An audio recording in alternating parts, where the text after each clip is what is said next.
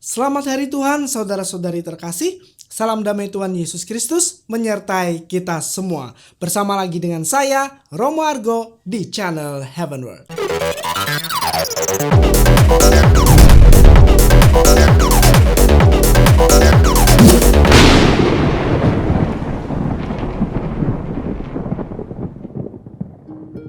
Saudara-saudari terkasih, dalam Injil Lukas hari ini, Tuhan Yesus mengingatkan kita dengan berkata, "Berjaga-jagalah dan waspadalah terhadap segala ketamakan. Sebab walaupun seorang berlimpah-limpah hartanya, hidupnya tidaklah tergantung dari kekayaannya itu." Diambil dari Injil Lukas bab 12 ayat 15. Dari perkataan Tuhan Yesus tersebut, sebenarnya tidak ada masalah dengan harta duniawi. Namun yang disorot oleh Tuhan Yesus adalah sifat ketamakan manusia yang menimbun harta untuk dirinya sendiri tanpa mau untuk peduli terhadap orang lain. Saudara-saudaraku yang terkasih, jika kita berani jujur dan terbuka, kita bisa membandingkan kehidupan gereja zaman sekarang dengan kehidupan gereja perdana seperti yang dituliskan dalam Kisah Para Rasul, terutama dalam hal harta kekayaan. Contohnya dalam Kisah Para Rasul bab 2 ayat 44-45 sebagai berikut. "Dan selalu ada dari mereka yang menjual harta miliknya, lalu membagi-bagikannya kepada semua orang sesuai dengan keperluan masing-masing." Juga dalam Kisah Para Rasul bab 4 ayat 32-35 sebagai berikut. "Adapun kumpulan orang yang telah percaya itu, mereka sehati sejiwa, dan tidak seorang pun yang berkata bahwa sesuatu dari kepunyaannya adalah miliknya sendiri, tetapi segala sesuatu adalah kepunyaan mereka bersama. Dan dengan kuasa yang besar, rasul-rasul memberi kesaksian tentang kebangkitan Tuhan Yesus, dan mereka semua hidup dalam kasih karunia yang melimpah-limpah. Sebab tidak ada seorang pun yang berkekurangan di antara mereka, karena semua orang yang mempunyai tanah atau rumah menjual kepunyaannya itu, dan hasil penjualan itu mereka bawa dan mereka letakkan di depan kaki rasul-rasul, lalu dibagi-bagikan kepada setiap orang sesuai dengan keperluannya." Wow, luar biasa saudara-saudaraku. Itulah mengapa kehidupan gereja di abad-abad awal berkembang sangat pesat. Oleh karena apa?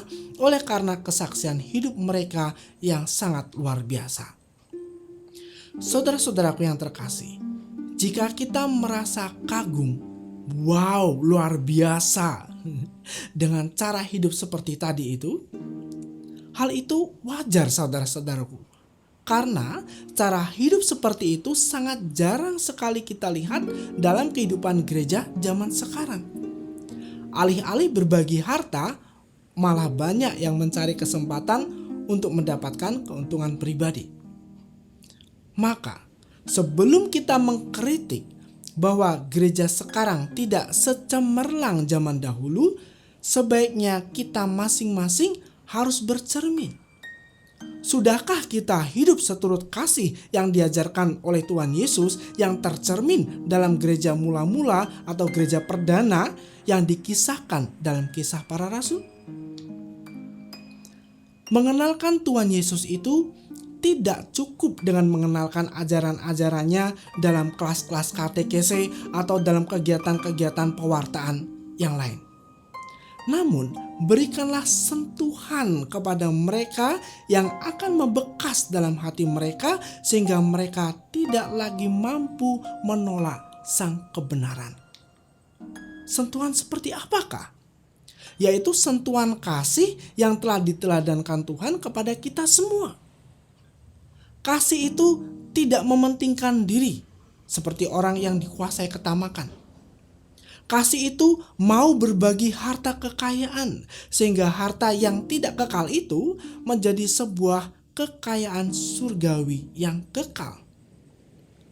Itulah yang menjadikan kita kaya di hadapan Tuhan.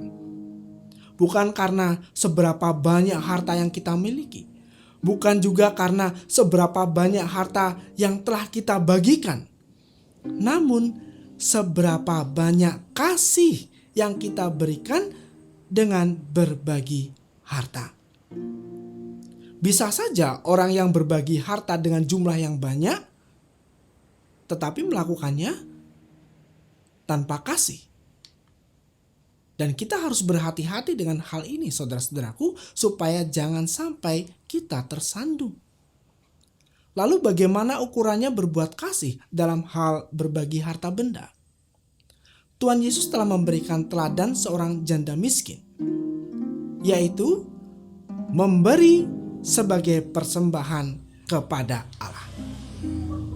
Saudara-saudaraku yang terkasih, ketika seseorang memberikan harta sebagai persembahan kepada Allah, maka dia akan memberikan yang terbaik. Dia tidak mengharapkan kembali, tidak menggerutu atau menyesal di belakang, tidak mengungkit-ungkit pemberian, dan dia akan memberikan dengan sukacita dan rela. Sekarang, saudara-saudaraku, kembali kepada diri kita masing-masing. Apakah kita mendambakan gereja yang cemerlang seperti zaman para rasul? Jawabannya ada pada diri kita masing-masing. Mari kita renungkan. Tuhan Yesus mengasihi dan memberkati kita semua.